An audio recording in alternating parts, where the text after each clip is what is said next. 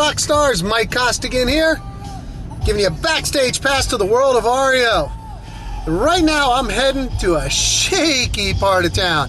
This is always real fun, and in fact, real easy to get lost. So I'm going to show you one thing if you don't have. It's a useful tool. Get you one of these, a GPS. I'm totally lost, but it's going to help me, I hope. Anyway, I'm going to catch you at the house. We'll be there in just a minute. Okay, well here we are at the last house of the day. And you'll notice immediately, very obvious problem. Tree falling down. Even bigger problem. Tree has taken with it, doesn't look like a power line, but I do believe it is probably the cable TV. Actually, I'm sorry, I don't mean cable TV. It's actually a telephone wire. Now, this is something I want you to notice, because at first glance this is really not an easy house to tell whether it's occupied or vacant. And I'll tell you why I say that. Now, again, I've gone ahead and posted notice on the door. I say that because grass has been cut. These are the kind of things you want to look for, and you're going to just learn to notice the little things on houses and what to pay attention for. Grass is cut, nicely trimmed. Yeah, there's some stuff on the sidewalk, but for the most part, the yard is kept up. Now, shutter has fallen. I'm looking through the window. I'm sorry, I'm getting the camera ready. I need to get myself a shot of that posting on the door. Right there.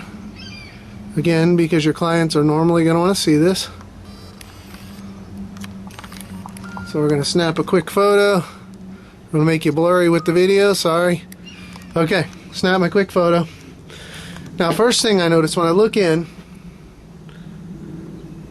I can see some stuff. I don't really get a good view of that window, through that window, because of the time of day. It's kind of dark. I can't see much inside.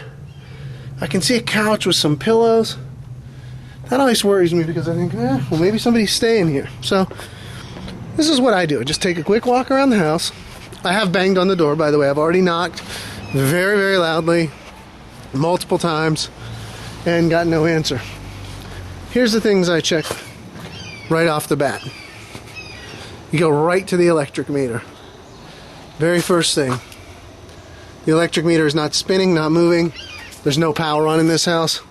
Very good indicator. Nothing is ever definite, but it's a good indicator that this house is vacant. You'll also notice when you come to the backyard, they got a pool that has not been maintained. You dive in that, you're a bigger man than me, or a braver woman than I am a man. This backyard, definitely not maintained. Complete mess. Side of the house, trash cans knocked over. Air conditioning is not running. Again, no power to the house, so we expect that. And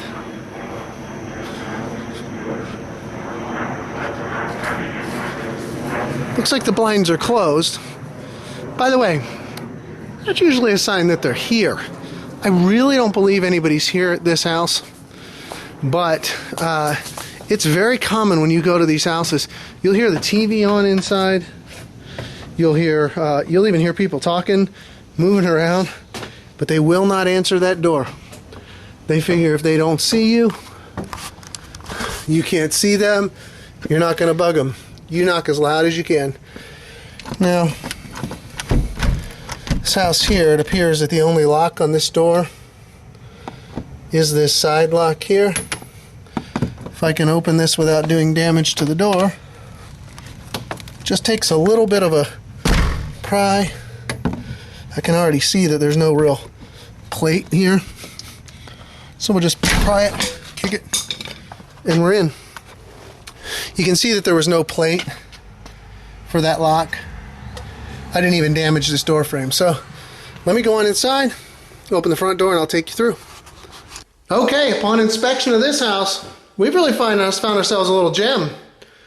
The stuff that I couldn't see through the window is merely a bunch of garbage. I have photographed all of it. I think I can probably make the call on this one to go ahead and rekey without prior authorization, because this trash value, I mean, I actually have authorization, but I have no question that this is under $500. It's a great little house. Like I said, you know, the indicators outside, the lawn maintenance, fresh paint, you know, made you think somebody might have still lived here. And you come inside, it's just as good. So I'm just going to, on this one, it's easy. Just going to document the little bit of personal property, photograph everything. Got a fabulous kitchen, nice tile floor. They've upgraded everything to granite, at least granite tiling. Put some floating, you know, Pergo hardwoods in here. No real damage to the house. We got some paint on the floor, minor stuff to remove, a little bit of patchwork, even something as simple as that missing piece of laminate. I'm going to note that. I'm going to come in here and I'm going to look at the bath. It's very clear.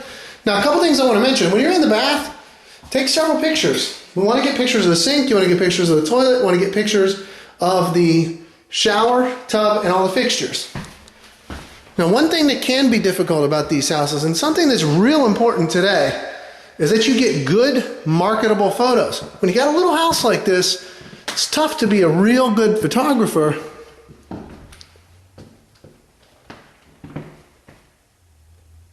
and to hit all the things that matter. Because let's face it, it's just hard to get the angles. But you need to take as many photos as you can. Because again, whoa, almost fell down the steps. Holy crap, could have been my last move.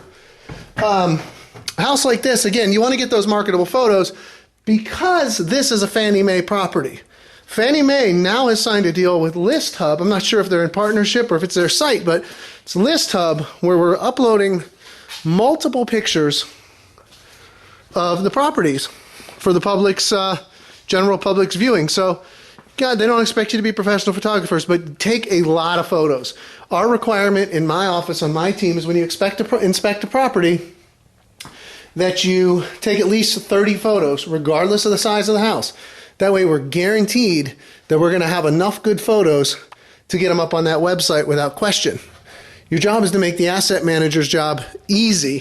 And if you do your photos right, you upload everything, you make the house look good, they're going to love you. Now, one thing I'm taking you to show you is down in the basement. Lots of trash. Now, I tell you to document personal property. I want you to document this level of trash when it's in here, because we're going to have to get some, actually on a Fannie Mae, I'm not going to have to, but on a typical house, you're going to need to get trash out estimates. And they need to see that there is a lot of trash in here. Yeah, your vendor typically is going to take before and after photos, but I want you to go ahead and take them right up front. Go ahead and submit them with your estimate to your AM so that they don't have to come back to you and say, hey, seems like a lot for a house of this size. Let's go ahead and show them up front. Try and get everything done in one step is what I'm referring to here. Make it easier on your asset manager. It becomes easy on you. And I'll tell you, 3 for 3 on houses today. Vacant, really important, especially today, because it's really hard to coordinate evictions. It takes a long time. Fannie Mae has a rental program which allows some renters to stay in the property. You still market them, but it makes it more difficult. So this is great when you can come upon good little properties like this that just require a tiny bit of work, get them cleaned up, get them right on the market. Super, super house. I'll sell this thing probably in 2 weeks. Anyway, Mike Costigan again, giving you a backstage pass to the life of selling REOs. And I hope you learned something, and I look forward to talking to you next time. Take care. Bye-bye.